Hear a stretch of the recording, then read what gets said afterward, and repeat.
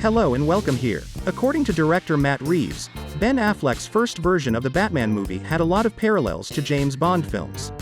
Despite early reservations about Affleck's ability to portray one of DC's most famous characters, the actor's performance and a new take on Batman in Zack Snyder's 2016 picture received widespread praise. After that, Affleck participated in Justice League, promising additional appearances in the future, including a standalone feature as the Dark Knight.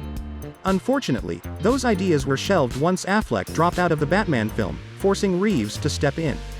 The Batman was subsequently revised by the filmmaker, who removed the film's larger DCEU links in favor of focusing on a younger version of the Caped Crusader, played by Robert Pattinson.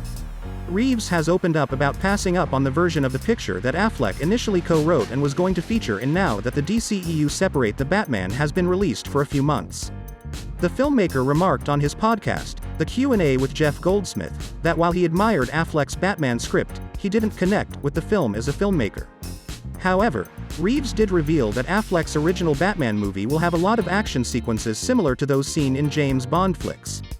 He said, "The movie was originally going to be directed by Ben Affleck, and the script they sent me had been written by Ben but rewritten by another very talented writer, and when I read it, I was like, oh, I get it.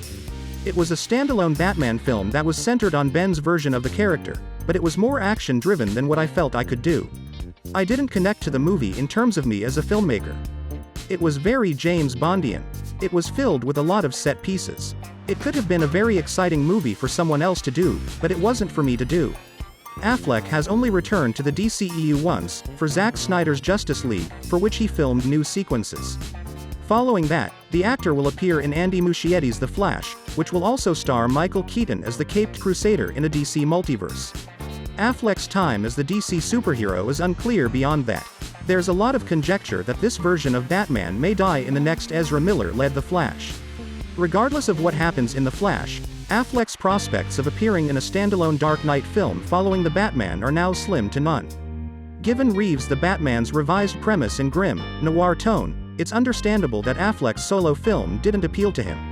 Instead of delving deep into the character's psychology and detective abilities, as Reeves' film did, it appears that the original script concentrated on presenting dramatic action set pieces like those that mark the James Bond franchise.